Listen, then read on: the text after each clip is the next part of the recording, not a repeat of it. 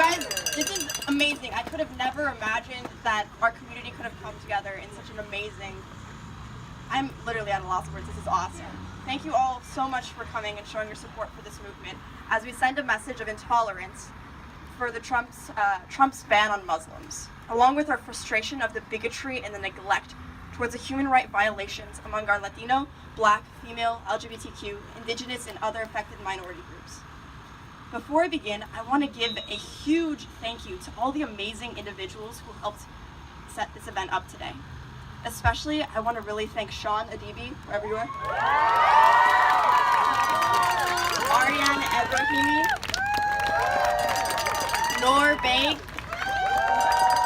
my family, all the volunteers, our supporters, activists, and you guys, everyone. Thank you guys so much. You guys are awesome, and I thank you. Okay.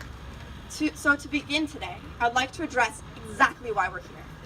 It's to broadcast our resentment of Trump's exclusionary and divisive ban on 7 predominantly Muslim countries from U.S. entry in order to increase safety and security of American citizens from radical Islamic terrorism. This executive order continues to hurt human rights activists in their work towards protecting refugees from persecution in warring nations, as well as upholding our diplomatic presence globally as a positive world leader. This ban is unconstitutional, inhumane, discriminatory, and a violation of what makes our country uniquely great. A violation of ethnic and religious diversity. For further information, this Muslim ban is quite literally a life or death situation, as refugees depend on aid and solidarity from the U.S. in order to flee from instability and terror rampaging their homeland. I believe that in order to combat prejudice, we must open both our mind and our heart towards understanding what this word exactly means. So, by textbook definition, the word prejudice means harm or injury that results or may result from some sort of action or judgment. Therefore, a ban on Muslims, indefinitely blockading Syrian refugees from U.S. entry, and racially targeting individuals who look a lot like me and all the organizers today is exactly what prejudice is. If you need more information, I'll go on and explain right now. In Syria, arguably one of the worst humanitarian crises of our time, families are struggling to survive. Others are literally risking their lives on their way to Europe. In Somalia, the refugee arrivals increased significantly due to the combined effects of drought, famine, and an ongoing insecurity, along with the worsening pirate crisis. In Sudan, the country has spiraled into an economic freefall characterized by food and fuel prices, which have skyrocketed, and an ever-rising cost of leading to famine. In Libya, they are fleeing war, persecution, and poverty in the Middle East and Africa. They are willing to risk everything for just a dream to live here in America like we do. In Yemen, the conflict between the Houthi minority group and the Yemeni government is intensified by an involvement of a Saudi-led coalition fighting to restore the president Mansour Hadi to power. In Iraq, their lack of access to sanitation, clean drinking water, and adequate nutrition brought by the war has increased rates of illness and disease while displacing the very needed medical professionals who could have treated the sick. And finally, in Iran, they're still fleeing. There are those still fleeing from religious persecution from a very intolerant government. Not to mention, statistically, 0 Americans have been killed by refugees from the banned countries that I just listed. Quoted by Desmond Tutu, if you are neutral in situations of injustice, you have chosen the side of the oppressor. I urge us to work with compassion, to place ourselves in the shoes of those who flee, fight, and beg for security. The following statement was released from NIAC, the National Iranian American Council, in response to the Muslim ban.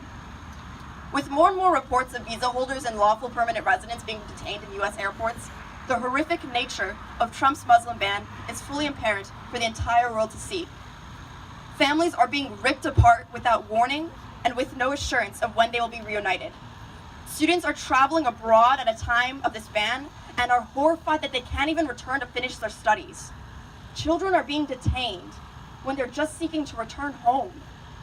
This is a dark day in our history. This is a dark time in our history. If the Trump administration has any shred of humanity and decency, it will institute an immediate end on this ban and will allow families from barred countries to return to the U.S. and reunite with their families and return to their daily lives. Anything less is a complete disgrace. Now that we have identified the dilemma, we need to outline a solution. Here are 4 ways we can get involved in this resistance effort.